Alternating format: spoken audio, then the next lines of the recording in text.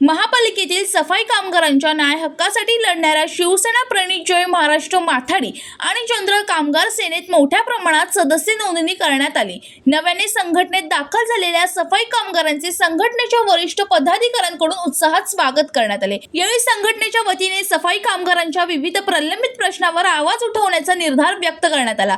विशेष वारसा हक्क, मेडिक्लेम सुविधा तसेच प्रत्येक कामगाराला हक्काचे घर मिळवण्यासाठी संघटनेच्या माध्यमातून प्रामाणिक आणि सातत्यपूर्ण प्रयत्न केले जातील अशी ग्वाही पदाधिकाऱ्यांनी दिली।